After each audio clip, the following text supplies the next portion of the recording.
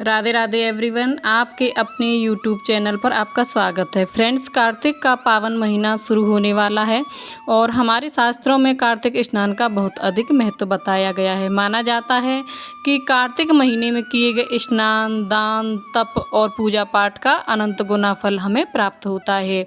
इसीलिए कार्तिक स्नान करना बहुत ही महत्वपूर्ण होता है। तो आज की वीडियो में हम जानेंगे कि कार्तिक स्नान कैसे किया जाता है, कब से कब तक हमें कार्तिक स्नान करना चाहिए, कार्तिक स्नान के नियम क्या होते हैं और कार्तिक के व्रत कैसे किए जाते हैं। तो कार्तिक स्नान के विषय में संपूर्ण जानकारी आज की वीडियो में आपको मिलेगी। तो वीडियो को आप अंत तक ज़रूर देखें। और सबसे पहले देखिए, कार्तिक स्नान पूर्णिमा से शुरू किया जाता है और कार्तिक पूर्णिमा तक किया जाता है, यानी संत पूर्णिमा से शुरू करते हैं, कार्तिक पूर्णिमा तक लगातार 1 महीने तक कार्तिक स्नान किया जाता है। कार्तिक स्नान करने के 5 नियम होते हैं। पहला जो नियम होता है वह स्नान का नियम होता है, दूसरा तुलसी पूजा का नियम होता है और तीसरा हरि जागरण का नियम होता है। चौथा जो नियम है वो दीपदान का नियम है और 5वां उद्यापन का नियम है। यह 5 नियम होते हैं जिनके अनुसार हमें कार्तिक स्नान करना होता है। फ्रेंड्स, कार्तिक स्नान का हमारे शास्त्रों में बहुत अधिक महत्व दिया गया है। तो कार्तिक स्नान आप ज़रूर से ज़रूर करें। और कार्तिक स्नान कैसे करेंगे, अब हम इसी विषय पर बात कर लेते हैं। तो देखिए, कार्तिक स्नान शरद पूर्णिमा से शुरू करके कार्तिक पूर्णिमा तक पूरे 1 महीने तक स्नान किया जाता है। सुबह ब्रह्म मुहूर्त में उठकर ठंडे जल से स्नान करना होता है। तो सुबह ब्रह्म मुहूर्त में उठें और 5 बजे से पहले तारों की छाँव में स्नान कर लें। उसके बाद हमें तुलसी जी का और पथवारी मैया का पूजन करना होता है। तो आप एक पथवारी माता बना लें। पथवारी का पूजन का बहुत महत्व होता है। कार्तिक में तो आप तुलसी जी के पास ही एक पथवारी माता बना लें। पथवारी बनाकर आप रोजाना स्नान करने के बाद तुलसी जी का और पथवारी माता का पूजन करें। पूजन करने की विधि बहुत ही सरल है। सबसे पहले हम जल अर्पित करेंगे, उसके बाद तिलक लगाएंगे, फूल समर्पित करेंगे, भोग समर्पित करेंगे और फिर हम आरती करेंगे। साथ ही हमें पथवारी की और तुलसी जी की परिक्रमा भी जरूर करनी होती है। तो बहुत ही सरल विधि है। हम पथवारी का और तुलसी जी का पूजन करने के बाद फिर हम कार्तिक का महत्व का अध्याय पढ़ते हैं और कार्तिक में सुनी जाने वाली कहानियाँ सुनते हैं। तो आप चाहें तो आप प्रतिदिन एक अध्याय पढ़ सकते हैं। साथ ही बहुत सारी कहानियाँ हैं जो कार्तिक स्नान में सुनी जाती हैं। वो सभी कहानियाँ आपको मैं अपने चैनल पर ज़रूर से ही दूंगी आगे की वीडियो में। तो आप वहाँ से कहानियाँ अवश्य सुनना। अध्याय पढ़ने के बाद या कहानी सुनने के बाद आप हरि का जागरण करें, यानी भगवान श्री हरि के भगवान ज़रूर जागरण करें। तो आप 2-5 भजन अवश्य गाएं, 7 भजन अवश्य गाएं, संध्या पूजन करें। देखिए, पहले जब हम छोटे से थे ना, तो बहुत सारी सहेलियां मिलकर कार्तिक स्नान करती थीं। सभी मिलकर पथवारी बनाते, वहीं तुलसा जी विराजमान होती थीं। पूजन करने के बाद वहीं सब बैठकर भजन करते, तो बहुत सारी खुशी होती थी सहेलियां, इसलिए हम बहुत सारे भजन करते थे। अभी एक साथ स्नान करना पॉसिबल नहीं हो पाता है, तो सब अपने अपने घर में स्नान कर लेते हैं। तो आप अपने घर में ही एक पथवारी बना लें, तुलसी जी के पास में रख दें और वहाँ कम से कम 2 भजन आप ज़रूर गाएँ। ज़्यादा नहीं गा पाएँ तो 2 भजन आप ज़रूर ही गाएँ। भजन नहीं आते तो आप अपने मोबाइल पर भी भजन चलाकर उनके साथ साथ गुनगुना सकते हैं। तो इस तरीके से हमें हरि जागरण यानी कि हरि के नाम के भजन भी ज़रूर से ज़रूर करने हैं। तो भजन आप ज़रूर करें और उसके बाद 1 लोटा जल आप सूर्य देवता को ज़रूर समर्पित करें, यानी सूर्य देवता जो जल अर्पित ज़रूर करना चाहिए। इस तरीके से हमें पूरे कार्तिक महीने में सुबह स्नान करने के बाद पूजन करना होता है और शाम के समय भी आप तुलसी जी में एक दिया ज़रूर जलाएँ। तो तुलसी जी में आपको सुबह भी दिया जलाना है और शाम को भी दिया ज़रूर ही जलाना चाहिए। तो इस तरीके से कार्तिक महीने में पूजन किया जाता है और स्नान किया जाता है। इसके साथ ही देखिए, अब हम बात करते हैं कि कार्तिक महीने के व्रत कैसे किए जाते हैं। तो देखिए, कार्तिक के व्रत करने के 3 तरीके होते हैं। जो पहला तरीका है उसमें पूरे कार्तिक के महीने अन्न नहीं खाया जाता है। पूरे कार्तिक के महीने सिर्फ फलाहार ही किया जाता है और पूरे कार्तिक के महीने के व्रत किए जाते हैं। पहला तो तरीका ये है।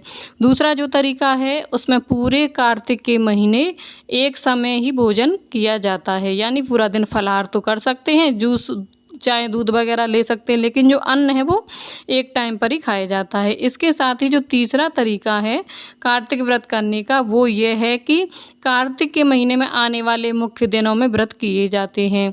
कार्तिक में जो एकादशी आती है उस दिन व्रत कर लिया जाता है। इसके साथ गौ अष्टमी का व्रत कर सकते हैं, नवमी का व्रत कर सकते हैं, पूर्णिमा का व्रत कर सकते हैं। जो कार्तिक में जो मुख्य दिन पड़ते हैं उसी दिन व्रत कर लिया जाता है। तो इस तरीके से कार्तिक महीने में व्रत किए जाते हैं। फ्रेंड्स, कार्तिक के महीने में के दिनों का बहुत अधिक महत्व होता है। वैसे तो देखिए उन दिनों में सबसे बड़े जो दिन माने जाते हैं, क्योंकि होता है जो मनुष्य का जीवन आधार होता है, तो कार्तिक के महीने में आप उन दिनों यह ज़रूर करें, नियम ज़रूर करें। इसके साथ साथ ही कार्तिक के महीने में दीपदान आप ज़रूर करें, क्योंकि शास्त्रों की मान्यता है कि भगवान विष्णु ने कुबेर महाराज को यह आदेश दिया था कि जो भी लोग कार्तिक महीने में दीपदान करेंगे उनको धन वैभव की कभी कमी नहीं होनी चाहिए। तो आप कार्तिक के महीने में दीपदान ज़रूर करें। तुलसी जी में दिया जलाएं। आप भगवान विष्णु के मंदिर में दिया जला के आ सकते हैं, आंवला में दिया जला सकते हैं, पीपल में, पथवारी में, केले के पेड़ में भी दिया जला सकते हैं। और इस तरीके से आप दीपदान जरूर करें। अगर आप भगवान विष्णु के मंदिर में नहीं जा सकते तो घर में ही जो आपका मंदिर है उसमें भगवान विष्णु के सामने आप दीपदान जरूर कर सकते हैं। तो इस तरीके से हमें पूरे कार्तिक महीने में स्नान करना है, पूजन करना है। उसके बाद जब कार्तिक का महीना पूरा हो जाएगा, कार्तिक पूर्णिमा के दिन कार्तिक माह का उद्यापन किया जाता है। यानी जो आप कार्तिक स्नान कर रहे हैं, जो कार्तिक व्रत कर रहे हैं, उसका आपको उद्यापन करना है। उद्यापन के बिना कोई भी व्रत या कोई भी संकल्प पूर्ण नहीं होता है। तो उद्यापन आप जरूर करेंगे। उद्यापन करने के लिए कम से कम एक पंडित और पंडिताइन इनके जोड़े को घर पर बुलाकर भोजन कराकर उन्हें वस्त्र और दक्षिणा दें, पैर छूकर उनका आशीर्वाद लें। इस तरीके से कम एक जोड़े को आपको भोजन जरूर कराना है। और अगर आप किसी को घर पर नहीं बुला सकते या पंडित टाइम पर घर पर आने के लिए तैयार नहीं है, तो आप उनका भोजन, वस्त्र और उनकी दक्षिणा उनके घर पर भी पहुंचा सकते हैं। या विष्णु भगवान के मंदिर में जो पंडित आए हैं उनको भी जाके विष्णु भगवान के मंदिर में आप यह दान दे सकते हैं। इस तरीके से हम कार्तिक स्नान का उद्यापन करते हैं। फ्रेंड्स, ये वो सभी कार्य मैंने आपको बताए हैं जो हमें कार्तिक महीने में करने चाहिए। इसके साथ ही अब हम बात कर लेते हैं कि कौन से वो कार्य हैं जो हमें कार्तिक महीने में नहीं करने चाहिए। कार्तिक के महीने में क्या क्या चीज़ निषेध हैं, अब हम उसके बारे में बात करते हैं। तो देखिए, सबसे पहले तो कार्तिक के महीने में जो है दलहन का सेवन नहीं करना चाहिए, यानी दाल का सेवन नहीं करना चाहिए। जैसे चने की दाल हो गई, मटर की हो गई, जो चीज़ टुकड़ों में विभाजित हो जाती है, दलहन ही बोलते हैं, उनका हमें कार्तिक महीने में सेवन नहीं करना चाहिए। दूसरा, कार्तिक के महीने में शरीर पर तेल की मालिश नहीं करनी चाहिए अपने शरीर पर। इसके साथ ही कार्तिक के महीने में प्याज, लहसुन का सेवन आपको नहीं करना चाहिए। मांस, मदिरा, शराब आदि का सेवन नहीं करना चाहिए। पूरे कार्तिक के महीने में लड़ाई झगड़ा भी नहीं करना चाहिए, किसी की निंदा नहीं करनी चाहिए।